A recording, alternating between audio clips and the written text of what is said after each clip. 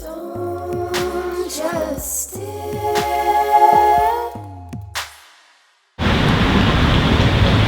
Hey guys, my name's Nicole. I'm the founder of Don't Just Stare. Yeah, just like as B was saying, like we really just want to kind of record this journey that we're on with our like attempt to kind of change the current situation in the mental health sector for people that are suffering. Because many of us are, and I'm sure you know someone who has suffered from anxiety or depression in their time, and I just kind of wanted to take this moment to tell you a little bit about my experiences with anxiety and kind of why I decided to do something about this in the first place. So I experienced my first panic attack when I was 17 years old. I was just in the park with my friend. It was very like casual, and just out of nowhere I started experiencing these really strange feelings. So I was having like the heart palpitations, and I kind of lost the sense of being able to breathe, and I was having shooting pains going up my arms, so I immediately thought I was having a heart attack.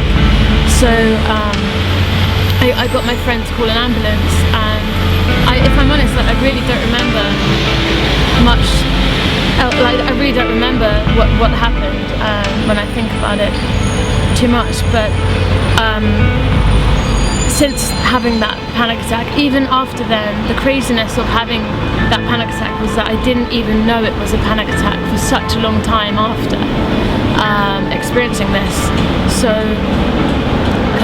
this shook me up so much, just this first ever initial kind of experience of these feelings and symptoms, that the next day it kind of, after waking up, it kind of took my body into shock, and I was experiencing these same symptoms 3 to 4 times a day, and it just completely took over my life.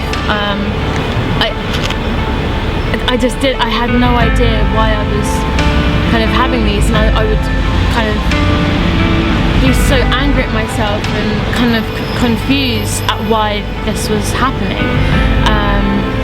It kind of got to the point where I wasn't able to work, and I was sleeping in my brother's room or in my parents' room, so I was so petrified of dying every day, and it became completely exhausting to the extent where I couldn't walk down the road and see my friends. Like I would kind of find difficulty in like the most easy parts of life, just like going downstairs and making a coffee. Anything that I thought could be a threat to my life, I didn't do. So I was kind of at this point very much housebound for just under a year, and I was running my own business at the time as a club promoter and a DJ. For a really long time I couldn't DJ. Like the thought of the pressure just gave me panic attacks whilst I was DJing itself. So I ended up in this position where I had to go to the job centre, and it's the only way. Like I had no money. I couldn't work. I was so anxious. I felt completely paralysed, just in the world, just completely isolated and in a complete rut. So eventually, like I kind of built the courage to kind of go to the job centre, and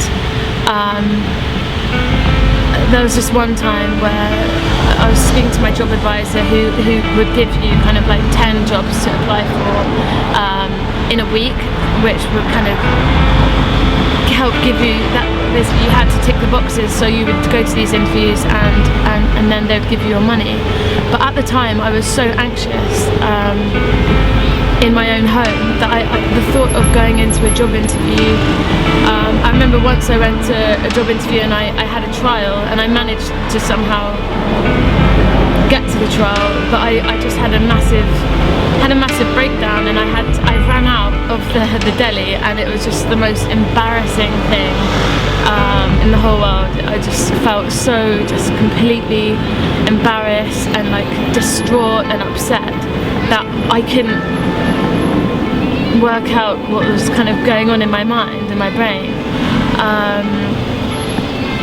So my parents encouraged me to, it got to the point where my parents were like, you know, Nicole, you need to get some help. And I did like try to look for lots of different kind of avenues, and the only kind of option really seemed like going to my GP, because I just felt like all of the mental health platforms that were out there at the time were just so dark and morbid, and it reminded me of death, which is the thing that I was scared of in the first place. So why would I want to approach these other platforms which are kind of making me feel even more anxious? So I went to my GP, and she put me on some medicine called Citalopram, and it really didn't mesh well with my body. Like the 10 minutes after taking the first dose, my parents had to call an ambulance because I was so unstable and I was just going absolutely mental. And I just felt really out of control of my body. So I kind of, from that moment, I refused to take any more medicine, because I knew that if my brain could wire itself into this position of feeling anxious and the lows of depression, I was so determined that I could reverse what was happening naturally. And this kind of relates to Don't Just Stare, because the whole reason Don't Just Stare kind of came around for me was because there was this missing thing in the whole mental health sector, and for me the missing part of my recovery, which helped me all along, was creativity.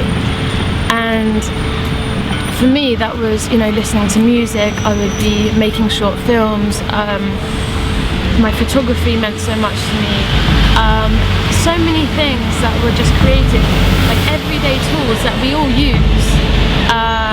All of us use these things. We all take photos, we all listen to music, and these are just things that can naturally heal us, and we don't even realise it.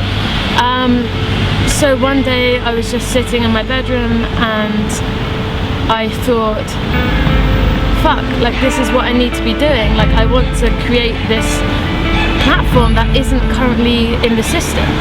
And this is kind of where it all blossomed, I guess. This was kind of from these experiences of my anxiety and depression, and having felt that loss and having felt the isolation, and the kind of feeling like society had just shunned me out and kicked me out and told me that there's one time at the job centre where I attended, and my job advisor told me I shouldn't be on this job centre scheme because I'm disabled. I'm mentally ill. I'm not well. I will never be able to work. I should be on a completely different, telling me I'm disabled and immobile because I am feeling anxious. And this was kind of like the breakdown in my kind of story of anxiety and depression. I think this was the moment where I was so I was just like, that's it, like I'm not putting up with this anymore. And I was really angry, I was really upset, I felt sick every day, I was shaking every time I even thought about going to the job centre. And this shows, if I'm feeling like this, there must be so many people out there that feel like this as well. So